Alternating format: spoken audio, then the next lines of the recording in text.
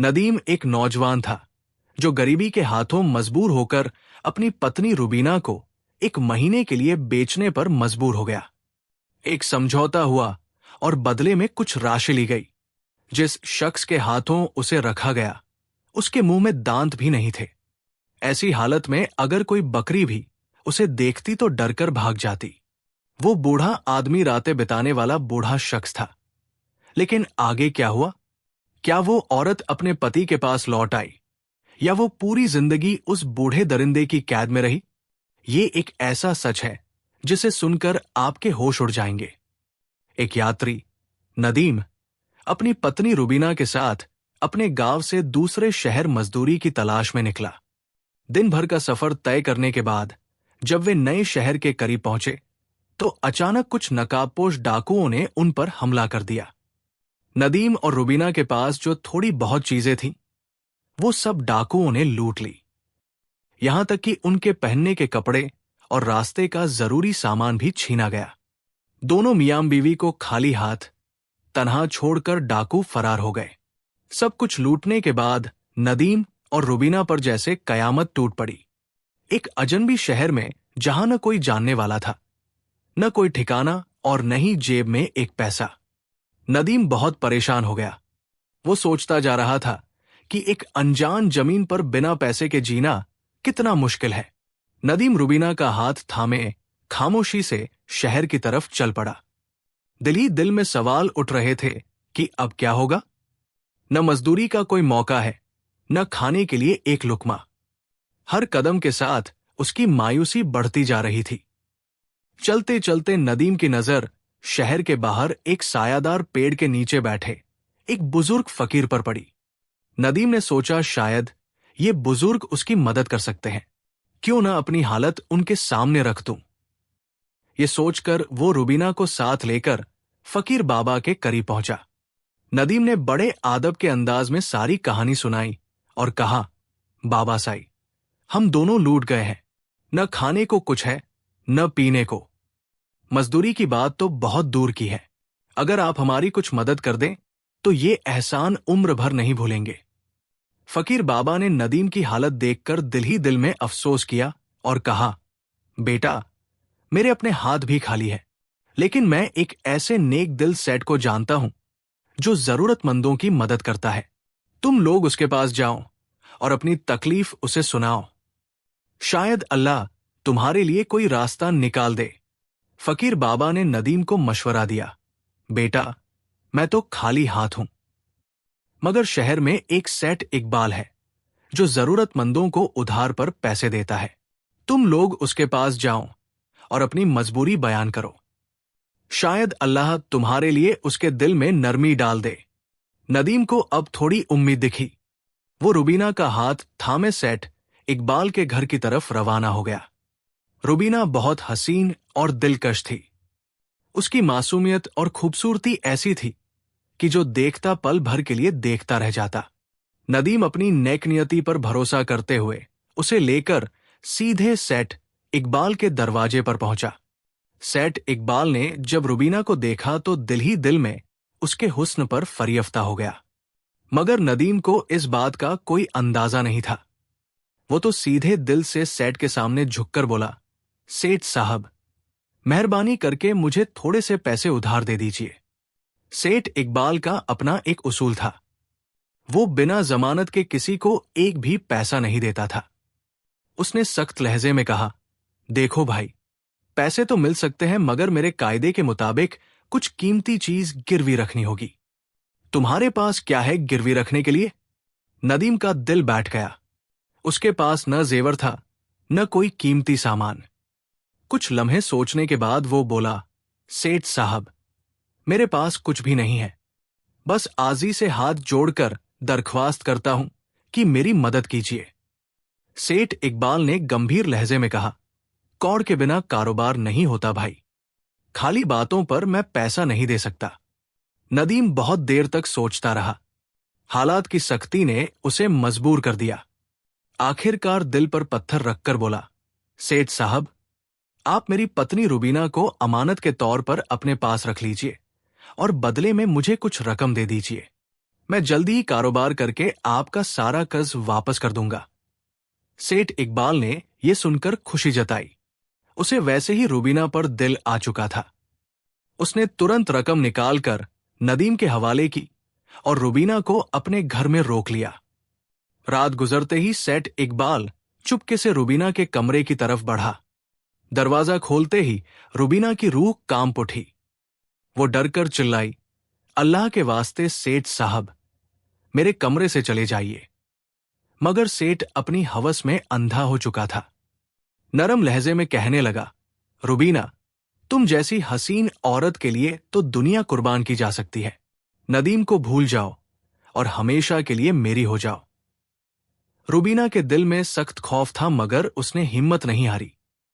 बड़ी दानी से जवाब दिया, अगर आप मुझे जबरदस्ती अपने पास रखना चाहते हैं तो कम से कम मुझे कुछ दिनों की मोहलत दीजिए। मैं खुद सोच लूंगी कि मेरा क्या बनेगा। सेठ को लगा कि रुबीना मानने लगी है, इसलिए उसने उसे कुछ दिन की मोहलत दे दी। उधर नदीम कर्ज की रकम लेकर अपनी पत्नी रुबीना को सेठ के पास गिरवी छोड़कर नए हौसले के साथ कारोबार की तलाश में निकल पड़ा। नदीम ने जो रकम सेठ इकबाल से ली थी, उससे शहर के करीब एक सस्ते बाजार से प्याज खरीदने का काम शुरू किया। वो किसानों से कम दाम में प्याज लेता और दूसरे शहरों में अच्छे मुनाफे पर बेच देता। कुछ ही हफ्तों में ही उसके हाथों में पैसा आने लगा। अल्लाह ने उसकी मेहनत में बहुत बरकत डाल दी। नदीम के दिन फिरने लगे और वो खुशी खुशी अपने दिन गिनने लगा कि जल्द ही रुबीना को वापस ले आएगा। कुछ दिन बाद नदीम सेठ इकबाल के घर पहुंचा। दिल खुशी से भरा हुआ था। उसने मोहब्बाना लहजे में कहा, सेठ साहब, मैं आपकी दी हुई रकम और सूद समेत सारा हिसाब चुकाने आया हूं। अब कृपया मेरी पत्नी रुबीना को वापस दे दीजिए। मगर सेठ इकबाल ने सरदाह भरी और मन्नौती अफसोस के साथ बोला, भाई नदीम, तुम्हें एक तख्त सच सुनाना है। करीब 2 महीने पहले रुबीना सख्त बीमार हो गई थी। बड़ी कोशिश की, हाकिमों से इलाज भी कराया, मगर अल्लाह को कुछ और मंजूर था। रुबीना का इंतकाल हो गया। ये सुनकर नदीम के कदमों तले जमीन निकल गई। दिल जैसे किसी ने मुट्ठी में जकड़ लिया हो। खामोश आंखों से सेठ का चेहरा देखता रहा और फिर बोझिल कदमों से वहां से निकल आया। नदीम सीधे उस मुकाम पर पहुंचा जहां पहली बार उसकी मुलाकात फकीर बाबा साई से हुई थी। खामोशी से जाकर एक कोने में बैठ गया। फकीर बाबा ने दूर से नदीम को पहचान लिया। करीब आकर नरमी से पूछा, बेटा नदीम, तुम्हारा कारोबार तो अच्छा चल रहा था, फिर ये उदासी कैसी चेहरे पर? नदीम ने नम आंखों के साथ आह भरी और बोला, बाबा साई, रुबीना अब इस दुनिया में नहीं रही। सेठ ने कहा कि वो बीमारी के कारण मर गई। मैं अपनी किस्मत का लिखा समझकर खामोशी से वापस आ गया हूं। फकीर बाबा साई ने नदीम की बात सुनी तो हल्का सा मुस्कुराया और मोहब्बत से कहा, ओ भोला नदीम, तुम्हें धोखा दिया गया है। रुबीना न मरी है, न कहीं गई है। वो आज भी सेठ इकबाल के घर में जिंदा कैद है। अगर अपनी पत्नी को पाना चाहते हो तो तुरंत सुल्तान शमसुद्दीन के दरबार में जाकर इंसाफ की फरियाद करो। हमारा सुल्तान बड़ा इंसाफ पसंद है, वो तुम्हें हक जरूर दिलाएगा। नदीम को अब सारी बात समझ में आ गई। दिल में उम्मीद की एक चिंगारी जल उठी। वो जल्दी से शाही महल की तरफ रवाना हो गया। दरबार में पहुंचा और सुल्तान शमसुद्दीन के सामने आजी से अर्ज की, पनाह, मैं एक मेहनती और ईमानदार मुसाफिर हूं। मजबूरी में अपनी पत्नी रुबीना को अमानत के तौर पर सेठ के पास छोड़ दिया था। वादा था कि जल्दी कर्ज वापस कर दूंगा। आज मैं सारा कर्ज लेकर आया हूं। मगर सेठ कहता है मेरी पत्नी मौत हो गई। न कोई निशान, न कोई गवाही। मैं इंसाफ की भीख मांगता हूं। सुल्तान ने गहरी नजरों से नदीम को देखा और संजीदगी से कहा, यह बहुत बड़ा इल्जाम है। सेठ को तुरंत दरबार में हाजिर किया जाए। चंद लम्हों बाद सेठ इकबाल दरबार में हाजिर कर दिया गया। सुल्तान ने उससे सख्त लहजे में सवाल किया, क्या यह सच है कि नदीम ने अपनी पत्नी तुम्हारे पास गिरवी रखी थी? सेठ इकबाल ने झूठ छुपाते हुए हिचकिचाते हुए जवाब दिया, जी हजूर, ये सच है। एक एक करके सारे गवाह दरबार में हाजिर हुए। फकीर बाबा ने गहरी आवाज में हुक्म दिया।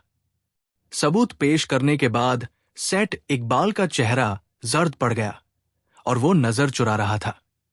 फकीर बाबा साईं ने बुलंद आवाज में कहा, सेठ इकबाल, तुम्हारे झूठे गवाह पहले ही खौफ से कांप रहे हैं।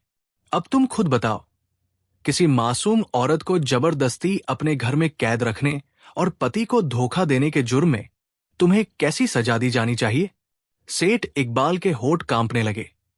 वो कुछ बोलने की कोशिश कर रहा था, लेकिन अल्फाज जैसे गुम हो गए। सिर्फ हकलाहट रह गई। फकीर बाबा साईं ने सख्त लहजे में कहा, मेरे पास तो तुम्हें 10 साल की सख्त कैद की सजा सुनाने का पूरा हक है, लेकिन अगर तुम तुरंत अभी इसी वक्त रुबीना को दरबार में हाजिर कर दो तो शायद तुम्हारी सजा में कुछ नरमी की गुंजाइश निकल आए। दरबार में एक सन्नाटा छा गया। सबकी नजरें सेठ इकबाल पर जमी हुई थी। सुल्तान शमसुद्दीन के हुक्म पर सेठ इकबाल ने जल्दी से अपने नौकरों को घर भेजा। कुछ ही देर में रुबीना को दरबार में हाजिर कर दिया गया। जैसे ही रुबीना दरबार में आई, नदीम की आंखों में खुशी के आंसू छलकने लगे। फकीर बाबा साईं ने नरमी से रुबीना का हाथ नदीम के हाथ में थमा दिया और कहा, अपनी अत को संभालो।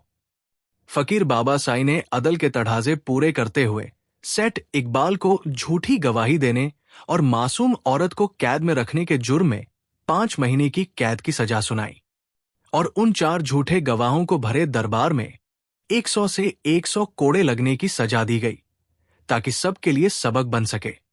ये नजारा देखकर सुल्तान शमसुद्दीन हैरान रह गया। वो दिल से फकीर बाबा साईं की दानी और इंसाफ पसंदीदी को सलाम कर रहे थे।